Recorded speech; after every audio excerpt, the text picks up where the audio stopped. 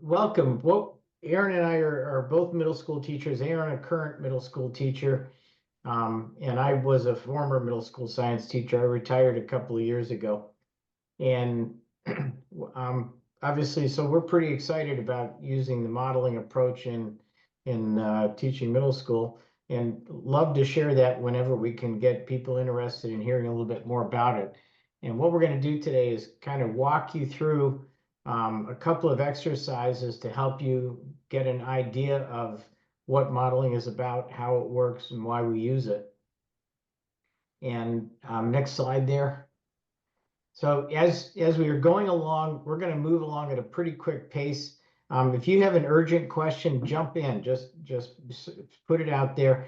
If it's a question that you just want to kind of have somebody address at some point, or just want to think a little bit on, go ahead and put it in the chat session. And then at the end of the session, or somewhere in the middle, we'll take a break and go through some of the questions and see what we can uncover with that. Any questions so far? Speaking of which, is everybody able to hear and see and engage? Okay, awesome. Aaron, next, when we're doing modeling instruction for teachers, we often want to try and ask teachers that are learning about modeling instruction to take on a student role. And when we say take on a student role, you obviously are a student, but we want you to actually try and put on your student hat and think the way your students would.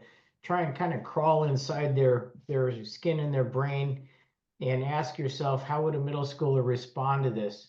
And that helps get a sense of why this works, and help you, I don't know what's the word. I mean, get connected to how your students might respond as if you were to start deploying modeling instruction in your own classroom. So periodically we'll say student hat. We're going to ask you to actually think like your own students might think. And then periodically we'll have a teacher discussion, colleague to colleague, and we'll ask you to put on your teacher hat and then ask those kinds of questions that you have, or you think other teachers might have, that were being introduced to the idea or trying to do something with it in your school. And well, there's a lot more to go into on that, but I think we won't take too much more tonight. Aaron, is there anything you wanted to add? No, it's sometimes a little scary to think like students, but that's the pure joy of modeling. Being able to walk in their shoes and try to emulate the idea of, I'm sorry, my dogs are trying to get me through too. Emulate them and modeling for them, what is it like to take risks, and knowing how those risks are going to be supported throughout the process of modeling. So take those risks. That's what we're asking you to do. All right, and welcome, Michelle Mahoney. Glad to see you. Glad you can join us tonight. So we're gonna, Aaron, let's move on, and the very first thing we're gonna do is an exercise that we have found to be fun and challenging, and particularly working with adults. It's always interesting to me. If you've seen this before, don't give it away. But certainly participate. Just kind of join. Well, I think you'll enjoy it. We'll just do that. Is anybody just off the top of my, well, actually, don't even tell me. We're just going to go ahead and jump in. So this is called Polar Bears, a riddle. I'm going to read the riddle aloud, and then we're going to kind of move in and take a look at what it's all about. Polar bears, they come in pairs. They sit around the hole in the ice like petals around a flower. How many polar bears do you see? How many fish in the sea? What about the plankton? All right, so having said that, this is kind of a dice game. So Aaron, let's pop on. Hopefully, if you click on that, it'll take us to the game. Get it loaded up here. Okay. We're going to take no more than 15 minutes on this, but there goes. All right. Excellent. Okay, next slide. So we're going to kind of take this apart in pieces, and see what we can uncover about polar bears. And remember, I said it was kind of a dice game.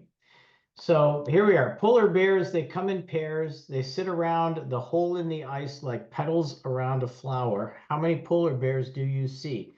So basically what you're trying to guess at is how many polar bears are represented by the dice.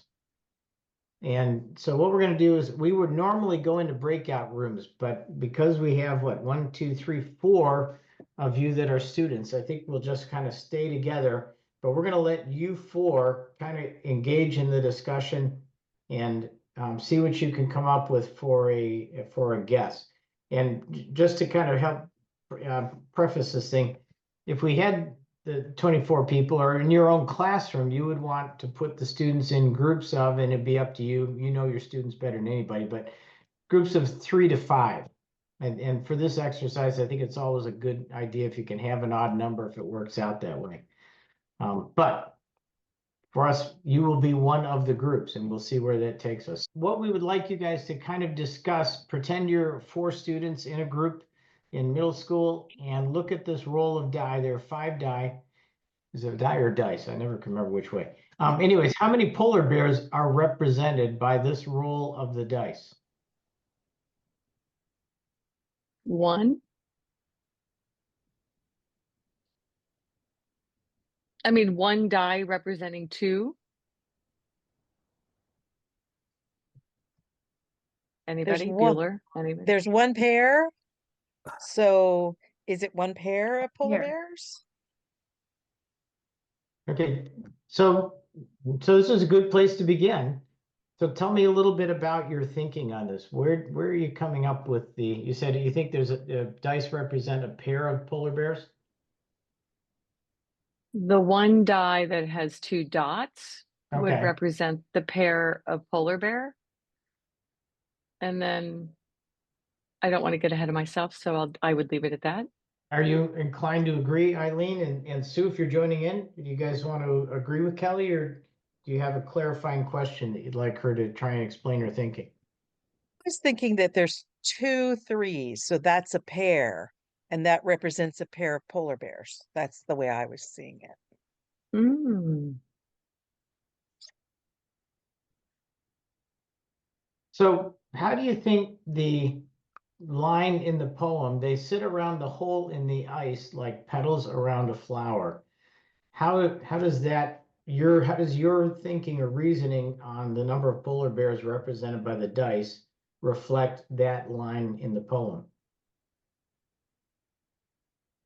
Then 5 pair plus the hole in the ice. That was a Yeah, question you I could had look. too. Yeah, was the 2 1 bear and the 4 a pair of bears? And then the 5 the pair of bears around the hole in the ice. Okay, awesome. Sue and Kelly, what do you think of Eileen's reasoning? I was thinking, I liked her idea about the 5 with 2 pairs of polar bears around the center, like the second line. But then going to the first line about they come in pairs, the 2 would be a pair, the 4 would be 2 pairs. And then when you look at the 3s, the center would be like the hole in the ice, Yeah. 1 on each side would be a pair around the petal, just it's missing some other petals. Oh So I would yeah, I say didn't see that. 1, 2, 3, 4, 5, 6, 7, 8. Now I counted 9 polar bears.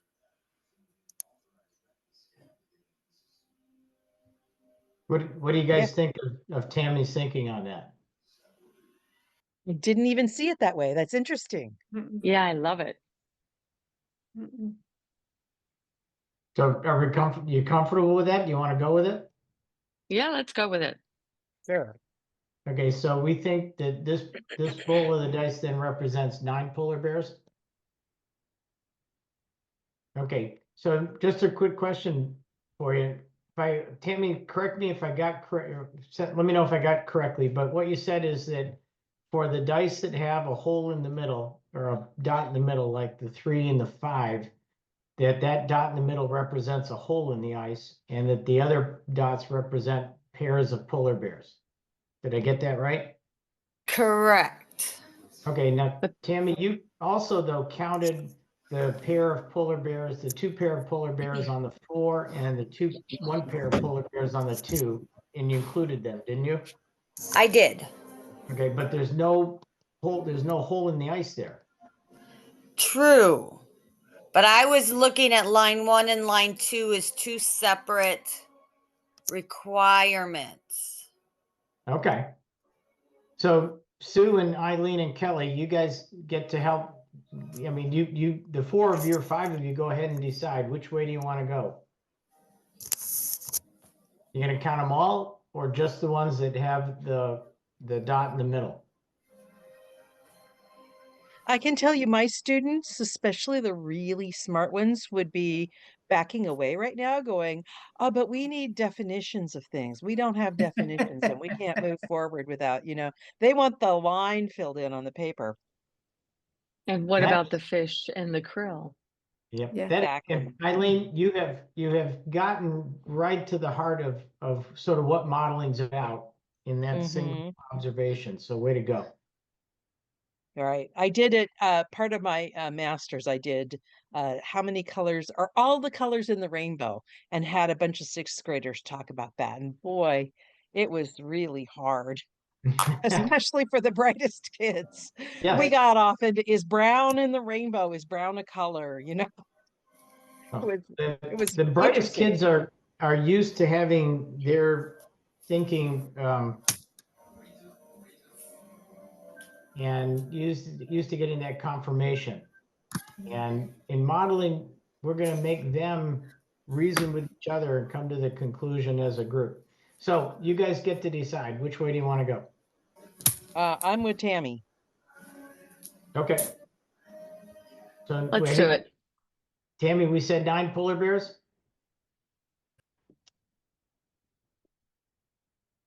I think she believe so. did. Yep. Okay, cool. All right, moving on. Next slide.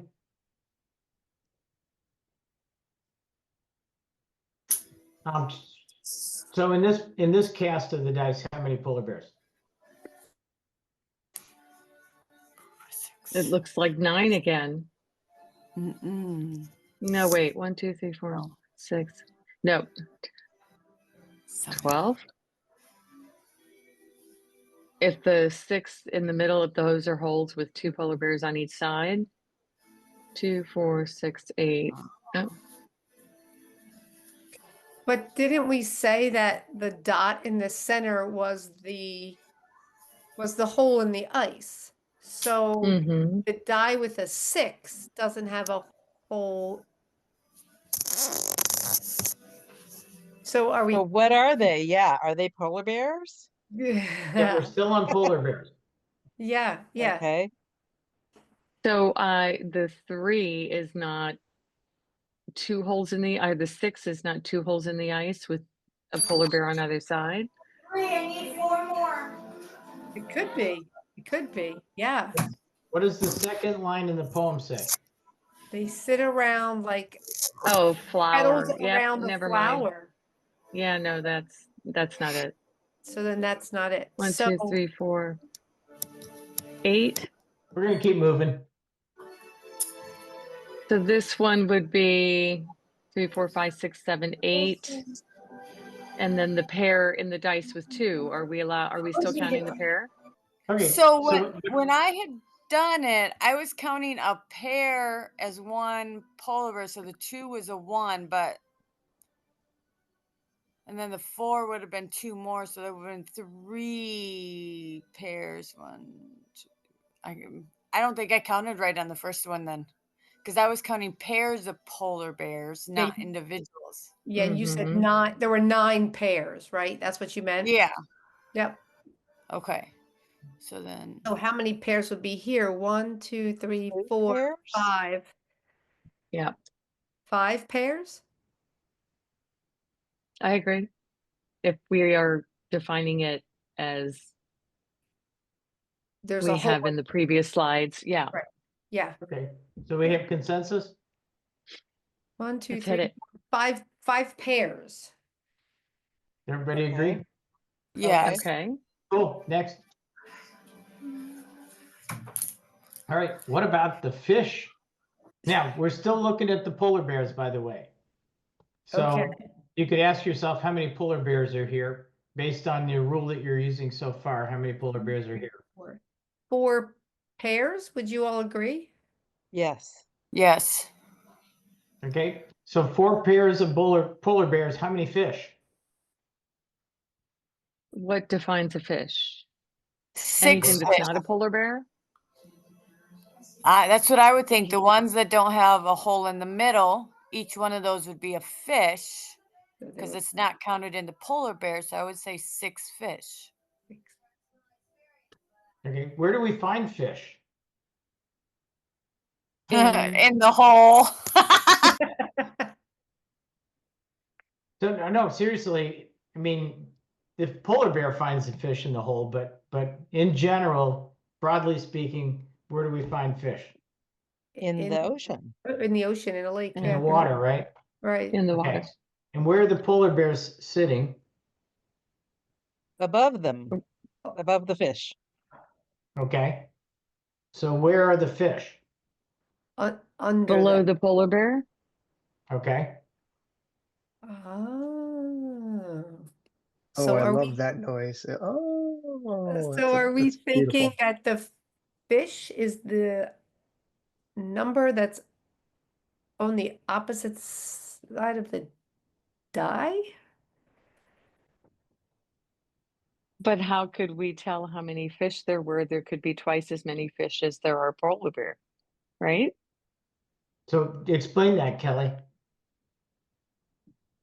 So we can't tell if there are 2 or 20 fish underneath wherever the polar bear might be stationed around the opening in the hole.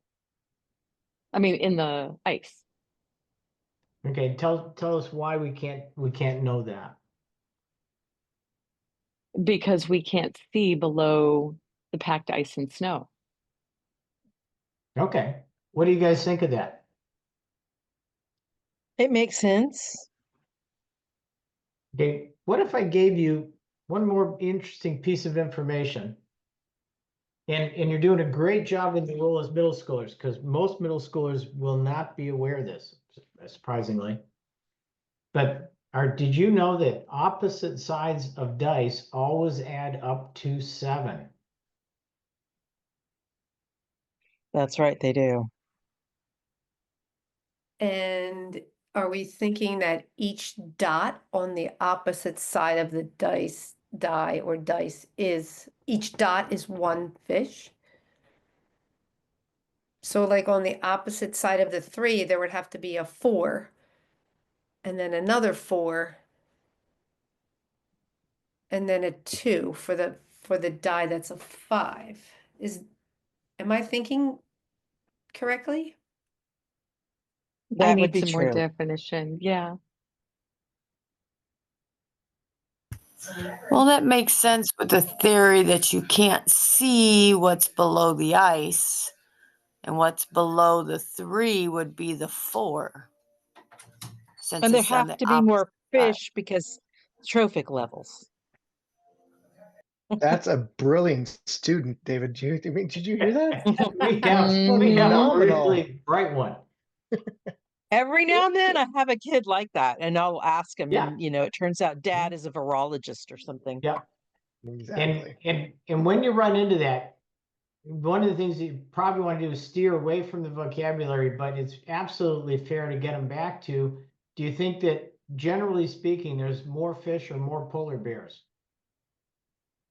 Or fish? More fish. Yeah. Because a polar bear They would, see that. Yeah.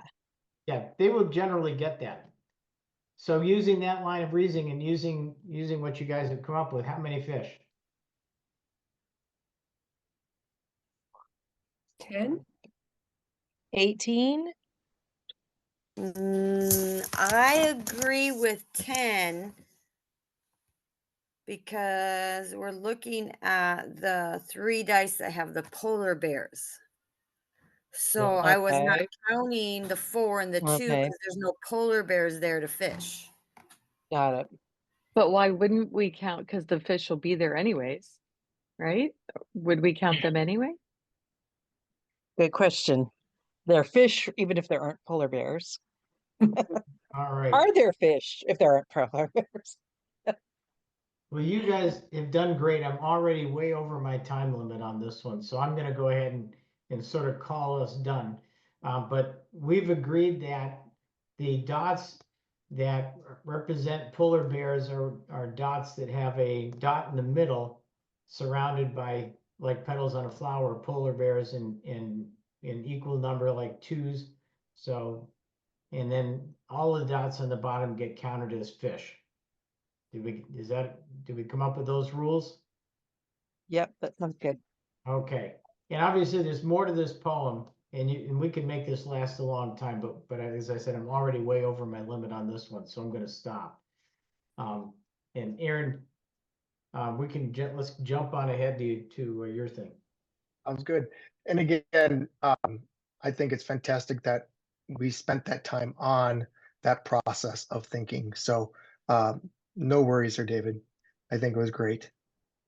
So what did you notice? What were the organisms that were involved in the riddle?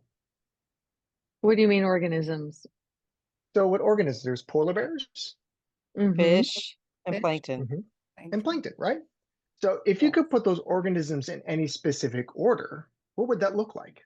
How would they interact? It's like a food chain. Polar bear eat fish eat plankton, plankton eat Yeah, bottom feeders, whatever. yeah. And why do they Sunlight, interact? They interact because they are doing what? feeding. They're feeding, absolutely. So one of the things that we do is we try to use, I use this in my process of getting kids to think about interactions of organisms. So one of the things we start off with the MTA curriculum is exploring how ecosystems are organized. And one of the activities that we would do would be exploring biomes and having students in their small groups take a look at a specific biome and research organisms within that. Now, obviously, we're not going to do that right now, but that's something that helps start to bring the process of understanding, you know, where's my background knowledge going to come from? Where's my experience? Where's my phenomena going to come from? So the next part, then this is exactly what it would look like. So you would introduce these concepts of biome, ecosystem, community and population, and obviously organism, and then giving them an opportunity to explore and organize and create an ecosystem based upon those specific structures in the ecosystem. Does that make sense? So that'd be one thing to start the study of how ecosystems work. Hmm. Now, what we're going to do is we're going to do a small little activity. It's called Eat with the Flow. And this is going to be a very, very short component, but I think you'll see the actual evolution of it as we continue moving forward. So as you know, there's these levels, right, Aline? These levels that you heard about in our environment, and they're broken down by how organisms are organized. So producers is our first level, primary consumers, and secondary and tertiary, right? So what we want to do is try to figure out, how does this all work? Where do all these organisms belong? So some of the things you want to review with your students as you go through this is, producer, consumer, herbivores, carnivores, etc., and then decomposer. So the way I go about doing this in my class is I introduce these terms as we get through the progression of the unit. Some students already know these terms, some have no clue whatsoever. So in that process of building language in the modeling process, we ask students for evidence, and we ask students to show us how they understand what is a producer, what is a consumer, and so forth. So here's what I want you to do. Of the organisms that you see on the screen, what I'd like you to do is create a 4-member food chain, okay? And then label the producer and the levels of consumers. So what would that food chain look like? And again, you would be in a small group discussing and developing this and what you would want to do as your small group. What would you want to do first in your food chain? What would you be first? Are you going with the producers? Are we looking from the bottom up or yeah? How would you like to do that? All right, team. What do you think? That's right. It's team-based. Emphasis, That's right. mouse, primary consumer, wheat seeds producer. I mean, we could go from the bottom up. I have to draw it. I'm just a visual person. I have to do it. Well, and while Kelly's getting her notes down there and the rest of you guys are kind of thinking, in the modeling classroom, one of the things that we love are whiteboards because they're easy ways for students to start to represent things that are not permanent on purpose. Yeah. Mhm. And we exactly, we would be encouraging them to draw this out and represent it any way they wanted.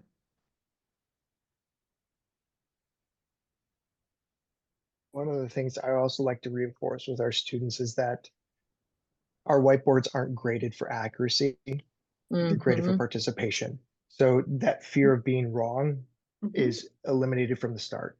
And that's that part of culture of modeling that we want to reinforce with our students. I like that they can use a lot of domains too. They can draw or use words or, you know, show me Absolutely. relationships.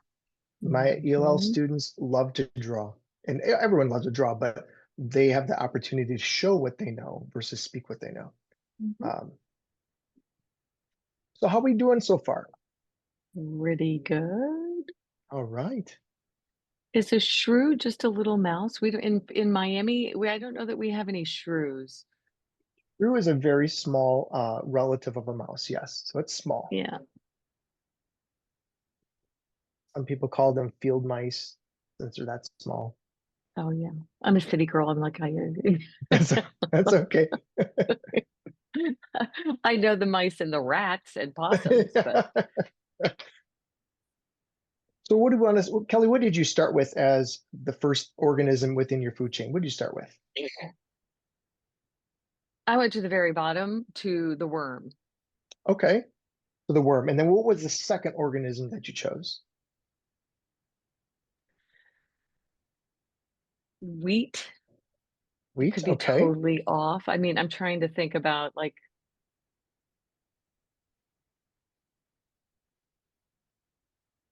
you would find the worms in the dirt around the wheat, so they would be repurposing and Okay.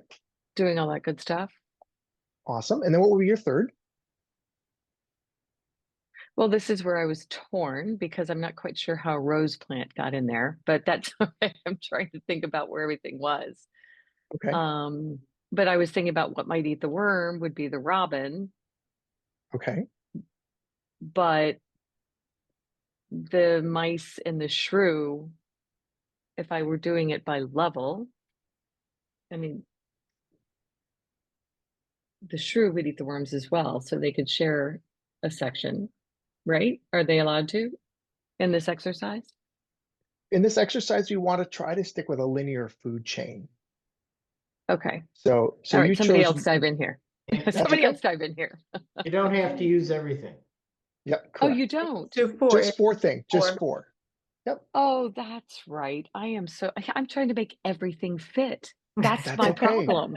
No, that's what our students do. Mhm. They love to make everything fit. So this That is a is so natural part fun. of what we do in modeling is really try to reinforce that processing. So please, Kelly, do not feel that you did something wrong. This is exactly No, what we no. want to hear and want to see. So Perfect. So I, then I would go worm, wheat, robin, cat. wonderful, fantastic. So worm, wheat, robin, and cat. Fantastic. I mean, so many So other things would fit in there, but let's just go oh, with that. absolutely. Absolutely. Do we all agree with that, Tammy, Eileen, and Michelle? We're good? Yep, that's good.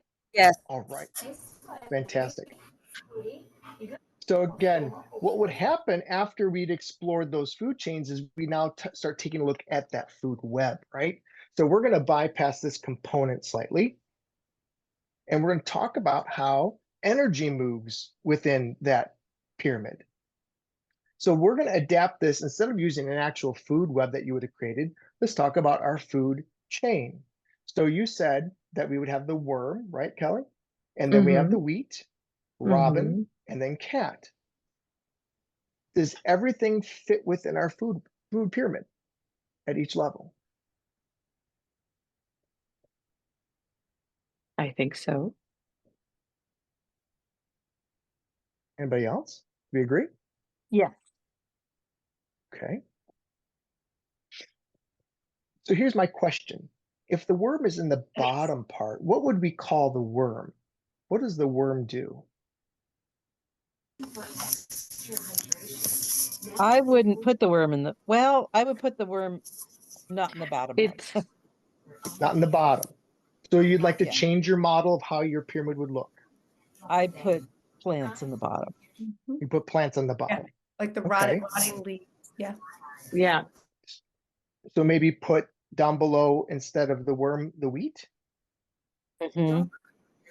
And then after the wheat, you would put the robin?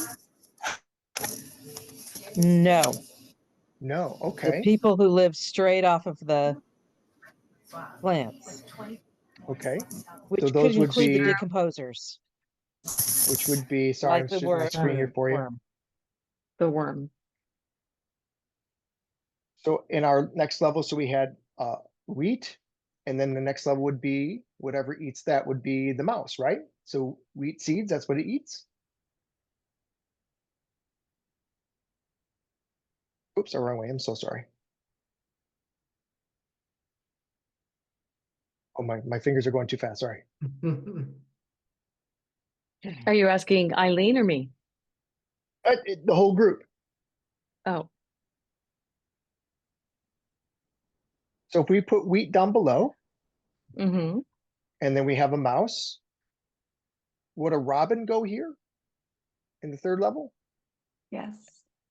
No, No, it's because above. the robin above that. doesn't eat the mouse. Yes, right. The robin wouldn't consume the actual mouse. It would have to be another Mouse. organism, right? Was it what does the badger Yeah. eat mice? Mhm. No, the No, the cat? badger eats shrews. Oh, true. Okay, Right? so So the we could, cat. okay. So then the cat would be there, right? Mhm. So there is a unique way that we set up the food chain, right? So we started with wheat, and then we went to the mouse, but instead we noticed that nothing really eats the mouse. We would have to go to the shrew, correct? Mm-hmm. So then from the shrew, what eats the shrew? A badger, Badger. Mm-hmm. right? The question becomes is, what eats the badger? A cat? The, I don't know. well, Nobody on our list. Yeah. I'm nothing on, yeah, nothing on the list. Nothing on the list. If Yeah. it dies, maybe it would decay and worms would eat it. I don't know.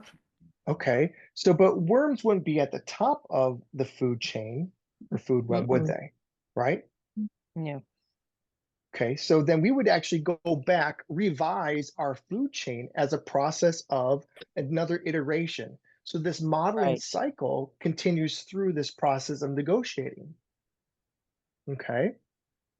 So again, the purpose was not to confuse. The purpose is to try to pull away misconceptions, pull away understandings of what the phenomena shows us.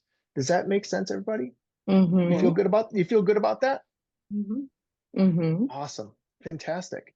Now, a part of this whole process is getting to that decomposer, right? So what does why is the decomposer so important? Because Because of the it breaks recycling of nutrients. Yeah. So basically they break things down back, and what do they give back to the environment? The Like basic she just said. macronutrients. Yeah. Whoa, macronutrient. So what do those nutrients give us? energy. Oh, beautiful. That's perfect. Yeah, I'm that's gonna a good pay way to put it. $5 for saying that words. That's awesome.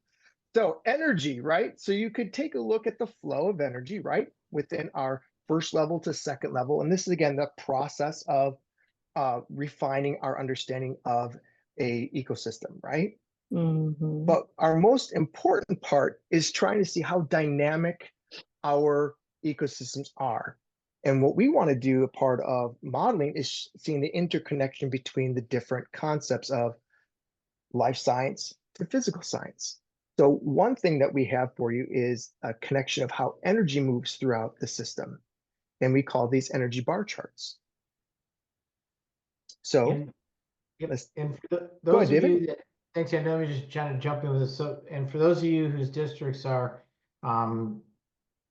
using the next generation science standards, you'll remember in cross-cutting concepts, number 5 is energy and matter, how energy flows, energy cycles, tracking fluxes of energy and matter into and out of and within systems helps one understand the system's possibilities and limitations. So this feeds directly to that, along with patterns, cause and effect, and we could go on. You can kind of see how it's systems and system models.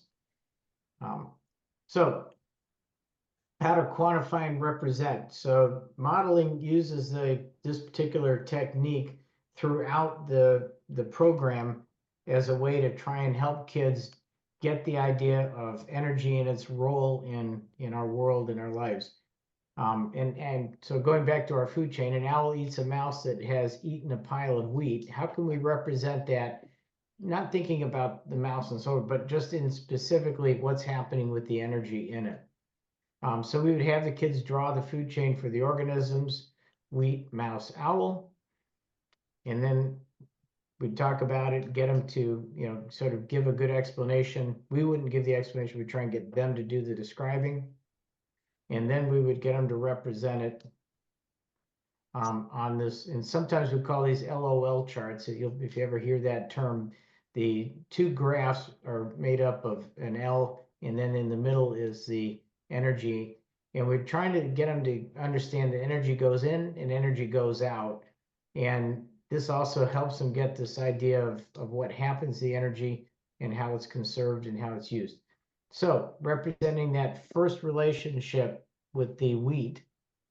So initially the wheat has 100% of the energy and the mouse has how much energy?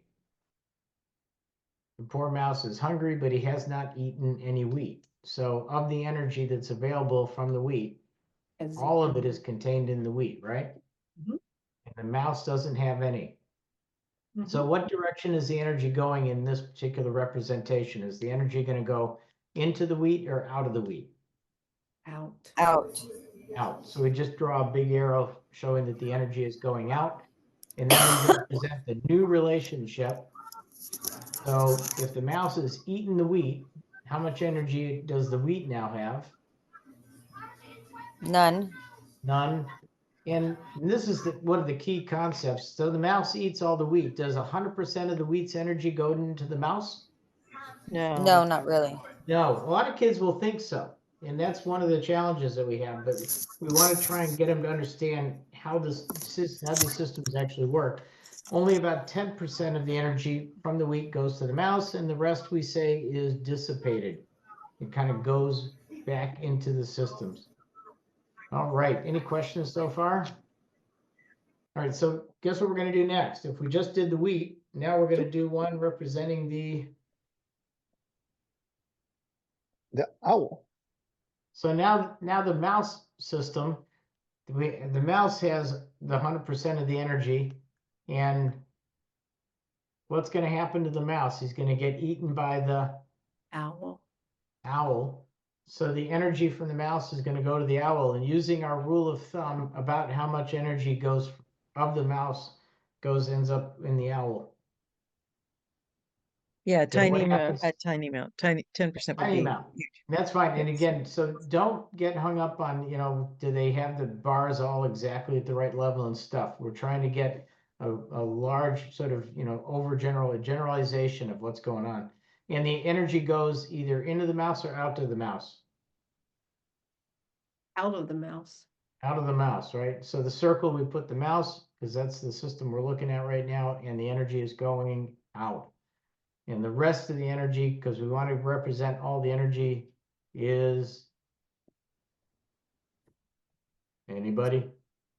Dissipated, right? So for middle school, this is actually, if you're getting kids developing this forth thinking of how energy moves, you are getting your kids beyond where they should be in 7th grade or 8th grade, because this is a huge connection where they need to be getting into high school for like biology, chemistry, and physics. So introducing this concept is huge for the kids to get that well-rounded understanding of how energy and matter and life cycles and ecosystems work. So if you were doing another example, you can give them basically like another word problem. So, sea turtle population eats the moon jelly population. And again, obviously the moon jelly population eats the plankton. So again, another food chain, right? And you could use this again in an LOL and look at each component of that food chain. So the sea turtle eats the moon jelly, and you would represent it this way. So the turtle and the jelly, and then the easy would be the zooplankton. So what specifically would you be looking at? You would put that organism in that circle and then show the bars of how they would work. So I don't think my bars are going to work, but since I'm sharing my screen. But again, this is just something that you can practice and use. And there's wonderful resources in the AMTA curriculum that has multiple examples of these. So that's pretty much it for our bar charts. Interesting. We think so. Thanks. All right. Aaron, you want to hit this one, and I'll Sure, get the absolutely. Absolutely. So the key ideas of modeling in our modeling cycle is observing phenomena or how you represent that phenomena. For example, the polar bears, we use the dice as that symbolism of how we see polar bear and fish and plankton. Reveal that idea of what the students should be looking for. Challenge the model. We were asking you to go through that process and figuring out each cast. And again, the same idea with the food chain. Where would you want to put those specific organisms within those different levels? And then as you progress through that cycle, you're continually updating, adding more context, adding more depth as the students unfold even more misconceptions possibly, or simply just continue to dig deeper with more advanced phenomena. You deploy that model continually as you go through. Until you hit that snag, you continue to challenge that model as the students grow. And again, assessing the veracity of the model, again, that's all a part of that dynamic we want our students to struggle with, and us being that guide for them through that cycle. The modeling characteristics, obviously, you saw that student-centered. It's very inclusive. It pulls everybody in. Again, phenomena-based and focused. And the curriculum really is structured to capture conceptual models rather than just topics. So in other words, seeing how that food chain went straight into the idea of how energy is used in the actual LOLs. And lastly, activity before concept. I know I shared the vocabulary with you early, but I wanted to show you what we were getting at with that activity beforehand. So tools of the trade. So, as Aaron said, we always work with some kind of observable phenomenon, and then we use it's a critical part of what we're doing here, that students are working in groups and collaborating, and that happens in small groups of 3 to 4, like we did today, and then we would take those groups and have those groups interact with each other in what we refer to as a board meeting.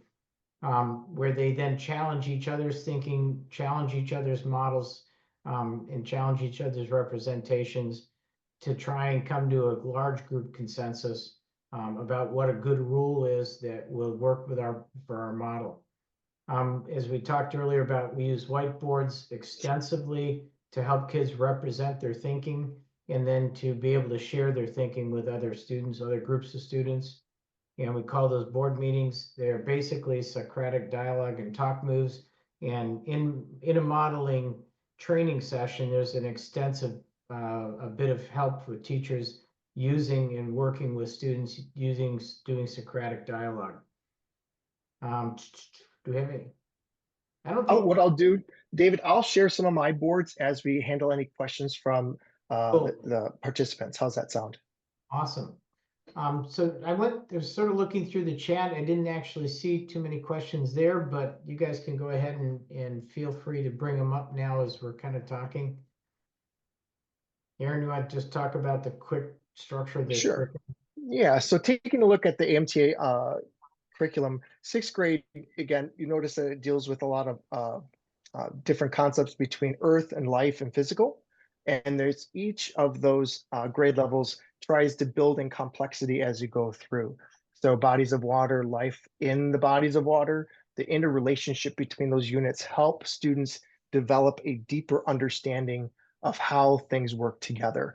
I mean, things in science do not work in isolation. We see the interconnectedness of them, and that's the most important part with the AMTA curriculum.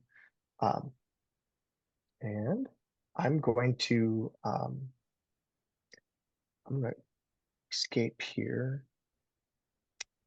and there's questions. I'll come back. I'm going to stop sharing my screen for the time being. I'm going to pull up some of my whiteboards that I want to show you. Okay. There are lots of ways that you can learn more about us on our website, and some of the social media links that you saw there can get you keyed into people that can help give you some direction. AMTA offers quite a variety of classes from middle school modeling up through more detailed high school courses in astronomy and mechanics and chemistry and physics and so on. I've included my contact information in there. If you find that you have questions later on, feel free to contact me either through email or a text message or phone call. Any are welcome. And I'll add mine in there as well. I'll show you a whiteboard that it's not exactly ecosystems. For some reason, when my students saved it, they saved them upside down. So I'd rather you not see upside down.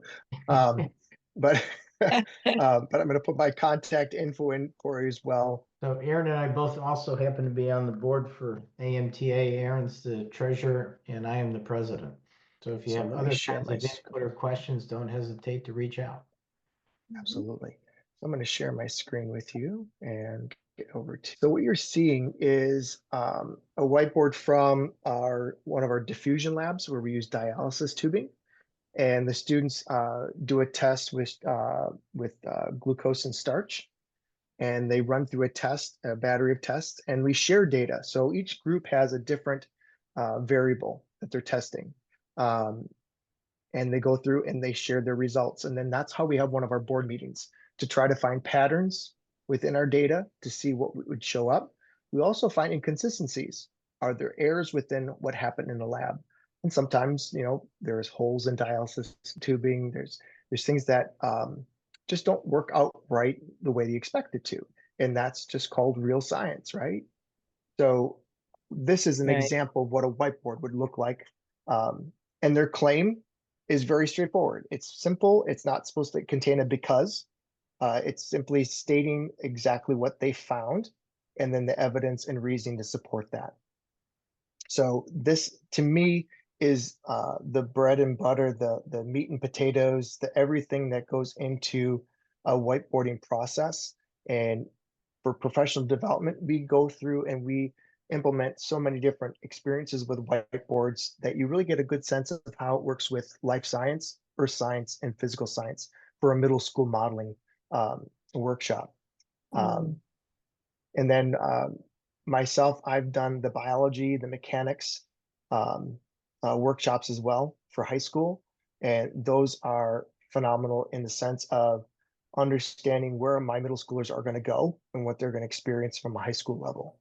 So it's kind of nice to feel like I know where they're going, and reassures me that I'm setting them up for success. This is good. Claim evidence reasoning is one of the hardest things that we go over with the kids. They just have a really hard time. And of course, that's why we're doing NGSS, so that we can do more expository writing like this. That makes sense. But it's a foreign thing to them. I just had a disaster of a lesson on Friday based on writing conclusion statements about a lab that was a very simple physical or chemical change lab. And they all want to write like it's an English class. And it's so frustrating. And I think that this is going to be very helpful, but, and I have very high achieving students that are all very deliberate. And they're like, they take everything you say there's no room, there's no wiggle room. They think if you say, one sentence, that's how everybody should write that one sentence. They don't want to step outside their comfort zone because all they want is the A. Part of I've the been process too with PD is we actually go through the pedagogical understanding of behind all of modeling too that really supports you in helping other colleagues understand. So we try to create an opportunity for you to have leadership opportunities too with the workshop. Mhm. Very good. Any questions? No, this is great. Thank you. Yeah, thank you very much. Well, thank you guys for joining us. This has been the funnest night this week for me. So there is a QR code up for a survey, and we would really, really appreciate if you just take a few minutes to share your thinking with us, and that helps inform the work we do in the future and helps us improve the model that we're putting together.